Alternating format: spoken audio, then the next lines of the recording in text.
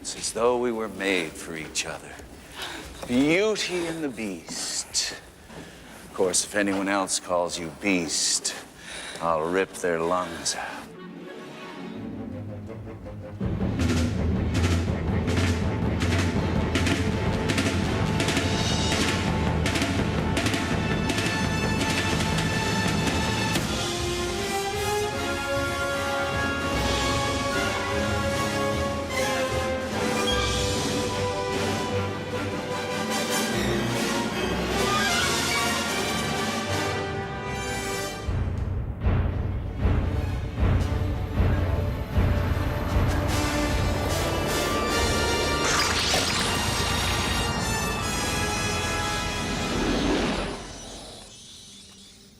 A lot of people think you're as dangerous as the Joker. He's psychotic. Some people say the same thing about you. What people?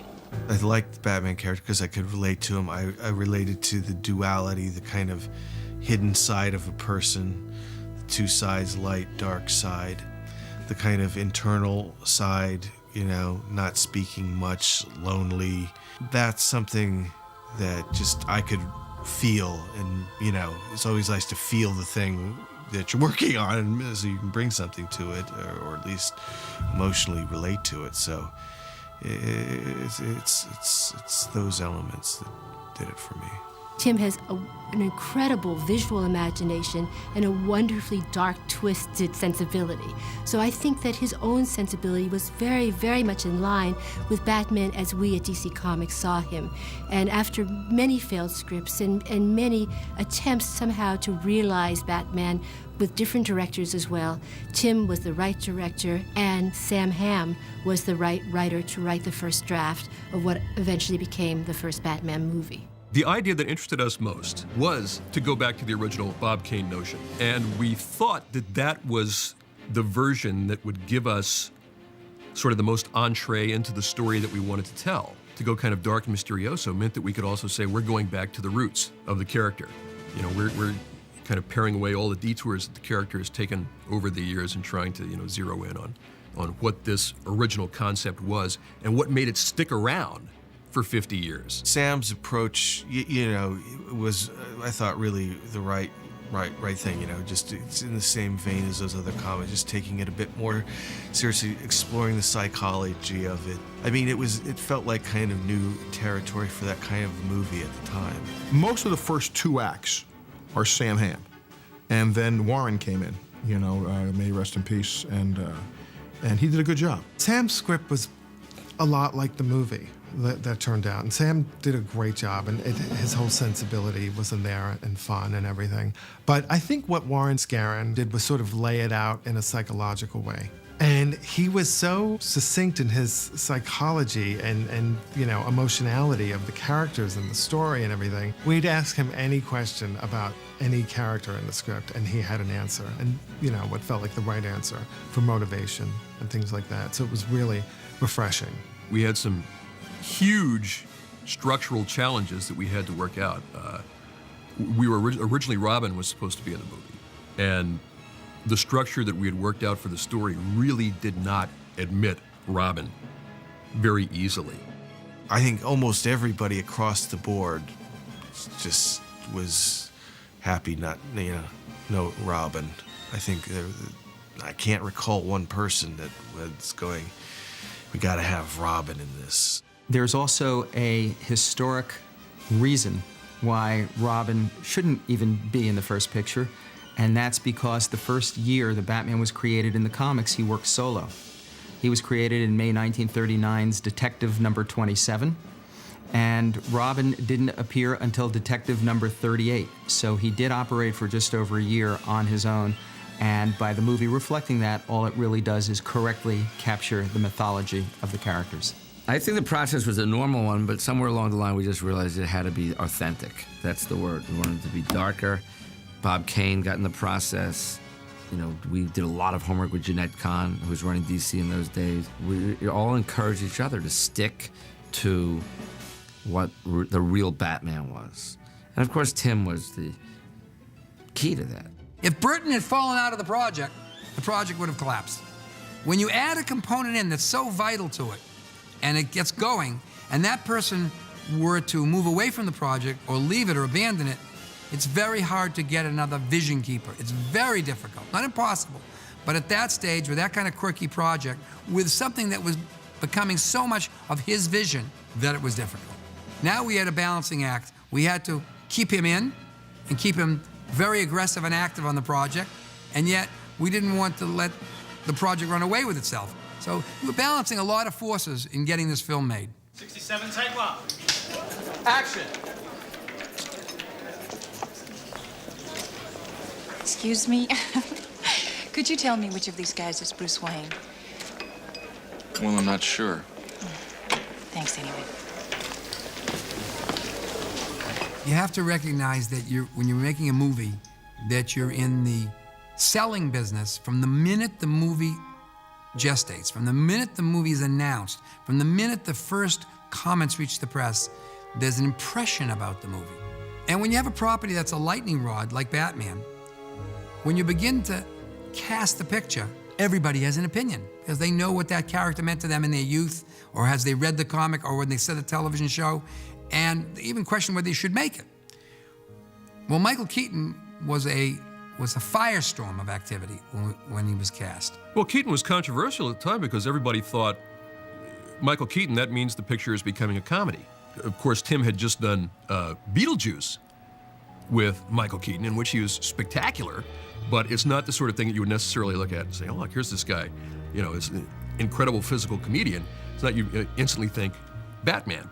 At first I thought it was a joke, and I laughed and said, yeah, Mr. Mom is Batman. That's very funny. When they explained that everybody was serious about this, my instantaneous response was like every fanboy. I was shocked. I said, oh my God, this can't become a campy Batman again. I remember that this was so newsworthy that the front page of the Wall Street Journal, of all places, had an article about what was wrong with us for choosing Michael Keaton to be Batman. You can't buy that kind of publicity. On the front page in the left column, to show you the level of celebrity it reached, said, what a ridiculous choice. This is the silliest choice. This is ridiculous. That's not where the character lies. Now, this is a major financial paper, an institution, talking about a creative enterprise. So the good news is they're talking about the creative enterprise. The bad news is they're creating questions in the part of the management. Oh my God, what are these folks doing who are managing our asset and our money, us? So you always have that yin and the yang. You know, you get the noise, but you also get the light. It was kind of a shock to some people when we cast Michael Keaton, and I did hear filtering back from America that, oh my God, you know, this is going to be a disaster. It's going to be like the TV show and blah, blah, blah, blah. And they're just going to camp it up and do the. But, you know, we knew that wasn't the case. You know, I thought he was absolutely right for it. Tim saw something in Michael's eyes. They were very alive and interesting, and a lot of the time he was wearing a mask or a cowl, and he needed what came from his eyes. I had cast Michael before that in a picture called Clean and Sober, and I knew he was a fine actor, but the eyes got him the job. It's like with Michael, you look at him and he's just got those eyes and he looks crazy and he looks just like, but he also doesn't look like a superhero. It's like he looks like a guy who would need to dress up like a bat for effect. The comfort zone was Tim Burton. I knew I at least, you know, could put my trust in someone, at least to some degree, you know, even though it was a huge challenge to him and a risk to him too. It doesn't seem like that probably, but it was just a difficult movie to do and a big thing to pull off. When he called me and said, I'm doing Batman and I'd like to do it, had it not been him, I wouldn't have even read the thing. But I figured if it's coming from him, this is worth reading. And then I knew immediately who this guy was. I just knew what I would have done. The risk came in because of I think the scale of this thing. But if this character doesn't work, this movie doesn't work. Now, I kind of knew that, but I didn't want to think about that, or I was a dead man. What Michael Keaton captured was the traumatized Bruce Wayne, the neurotic Bruce Wayne, the Bruce Wayne who you could believe could at night put on a suit and go out and fight crime. Tim indicated, I don't exactly know how to put a serious actor into a Batman costume without getting inadvertent laughs from the audience. He said, but he did know that with Michael Keaton, they could create a portrayal of this driven and consumed Bruce Wayne, and audiences would go, yeah, he could do this, he would do that, and thus the suspension of disbelief.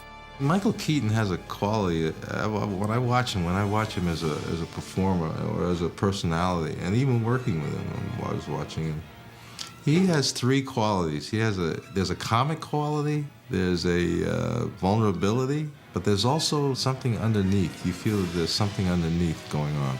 There's a mystery there. Michael was phenomenal. I adored him as Batman, and I know there had been some controversy, and some people they were very reserved about that choice at first, and I thought I got it immediately. And there was something about Michael that I could just see as an orphaned child. I bought it. I bought it from day one. Being a big fan of irony, I just think it's great from, sitting back and looking at it all. I just think this is great fun. But no real vindication. I mean, it wasn't all that severe, just people saying, except for the hundreds of thousands of people who were protesting in the streets, I guess. And when they hung me in effigy, that was a little, for me, harsh. Hello, Vinny. It's your Uncle Bingo. Time to pay the check. There was a conversation about who should play the Joker. And there were, as with Batman, there were names, Robin Williams, so many actors wanted to be the Joker that everyone had to be dealt with appropriately. Jack Nicholson as the Joker, it's like, you don't have to be a casting director. Right? Nobody even have to say anything. That was just everybody's first choice, because he is the Joker. There's just no question about it. The fear is almost more like he's almost too perfect, but he's so great that he even transcends that. He even goes beyond your expectations just because he's so good. We had known Jack Nicholson for a while, and the idea was, would Jack play a role like that? This is not the kind of film Jack Nicholson played in. This is the guy from The Last Detail and One Flew Over the Cuckoo's Nest. We're talking about a force of nature, an acting force of nature. Jack was never one to just work with a director. There was no actor alive who respects a filmmaker more once he decides to do it. But he has to decide to do it. So Tim had to convince Jack that he was right. And I remember we went up to Aspen, and Jack says, let's go riding. He's going to meet Tim Burton. And Tim says, I don't ride.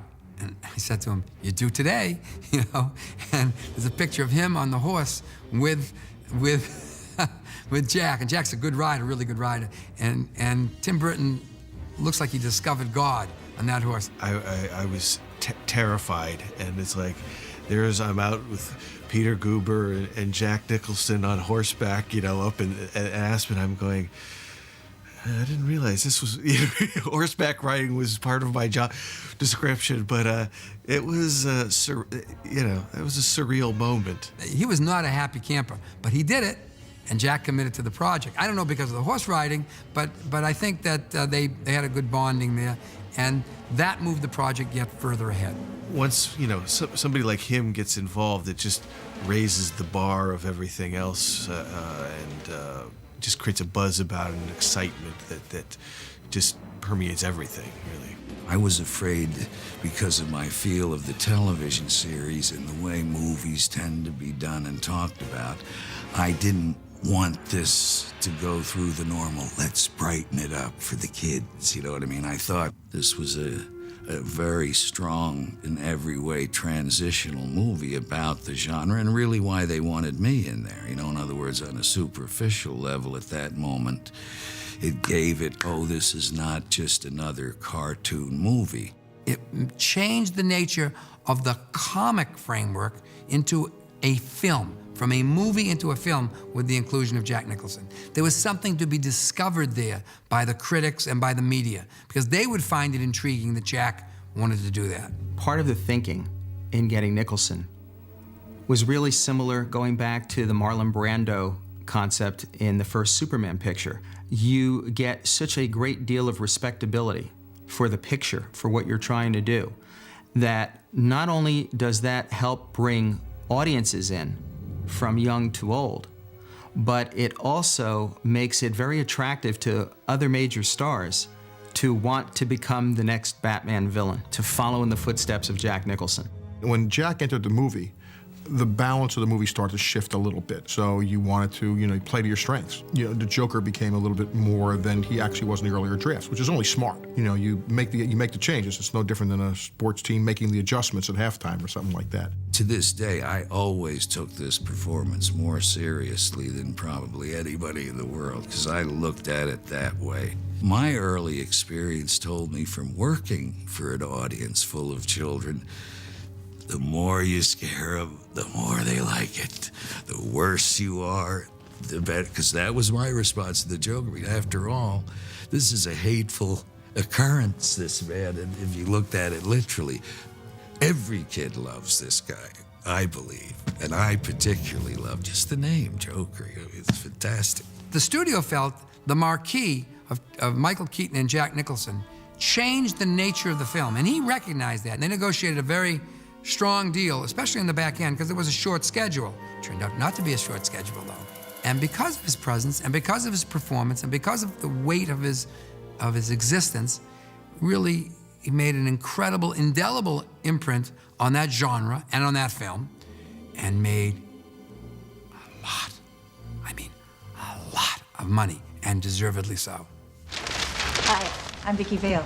Vicki Vale, yeah, photographer, Vogue, Cosmo, yeah. Listen, if you want me to pose nude, you're gonna need a long lens. Vicki Vale was originally Sean Young. It wasn't Kim Basinger. Kim had to come flying at the last second. Sean Young was there. She was there for 4 or 5 weeks of pre-production, and Sean wanted to go and practice her horse riding, but she fell off, and we were about a week away from shooting. Falling off that horse was something that just kind of, I couldn't hang on. I just couldn't hang on, and there's kind of a poetic symbolism about that. It's like, in a way, I look back at that particular time in my life and I go, wow, I wish I'd been able to hang on to that horse. I wish I'd been able to do that, because then the turning point in my particular career, I would have been able to stay on the film. I would have been in a big box office hit. I would have been able to go on to other big box office hits. I would have, and then that kind of domino effect would have occurred in my career. So that was the turning point in my career where that didn't happen. Unfortunately, Sean Young had to be replaced, and at the time it was quite a panic, if you like, to recast her.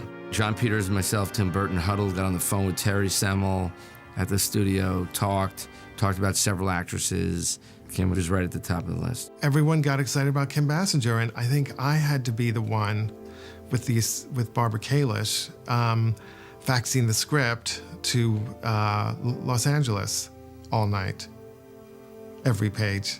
This was in the 80s, so the fax thing was different. I think it was much more a case of who is available tomorrow, who can fly to London tomorrow night, who is capable of doing this part.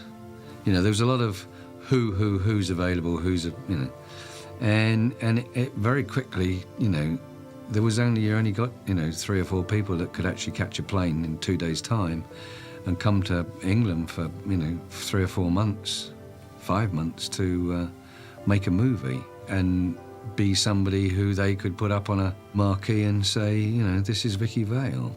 And that's how Kim got it. They called me, and I found myself on a plane over to London. That's actually how quick it happened. I had no time to think. I just found myself walking onto a set, and I remember the first day I walked on this set, I said, this is not a movie. This is an experience. This is a phenomenon. This is just, I just knew in my heart this was going to be far more than just your average movie. Kim luckily came in last minute, and it was kind of, I think, probably a strange circumstance for her, because she's kind of like last minute thrown into this sort of boys club, all these guys, where's the girl, but she was great. I think she gave a really solid, she you know, with this kind of material, somebody like that, her and Michael and the other actors that give it a grounding, you know, you're taking this sort of fantastic material, but trying to find a reality in it. And she was always trying to, you know, just find that real strong, simple reality. And I think it helps this kind of a film quite a lot. It was like Alice in Wonderland. I mean, it really was. I didn't know what to think of it. I really didn't know at first, and I was submerged in just a small fraction of it with the car and, of course, Michael and his outfit. It was just wow. It really was wow. And what number are we starting with? Is it going to be 1 week, 2 weeks, a year, 6 months? We're going to do it in 5 days. Any officer in this city that is proved to have done anything wrong is going to be out so fast he will not know what hit him. The things that keep you going in a shoot are the actors and the crew and what you're seeing, you know, and therefore that's really it. And I remember Pat Hingle, Billy D. Williams, Michael Goff. I mean, everybody that we got in there are real, you know, great actors and just up the level of what the project was. I like working with him because he leaves it, he gives you the problem, he explains how it works and says, now play with it. He does leave a lot to you, and that's exciting, and encourages you to go in that direction, you know? Tim doesn't live here on the ground with the rest of it. He lives up there somewhere on a cloud somewhere. I mean, his whole thinking, you know, he's brilliant, but he's just not one of us Earth people. He was so tuned in on the take, you know, on the whole thing. Tim, I mean, this is Tim's creation. I mean, John Peters, got to give him credit to Peter and John for putting it together and staying with it for a long period of time, because they went through a lot of drafts. But, you know, it's Tim. I mean, I have to say Tim. So those are the forces that were at work. Each one helped the other. And that was what you wanted to try to have happen. And I think the chemistry that Tim and the studio and ourselves brought to it was as much by the movie god as it was by our own divining and skill powers. I mean, the movie god plays a role in it. It's like you have to work real hard, get the right thing, and get a little lucky.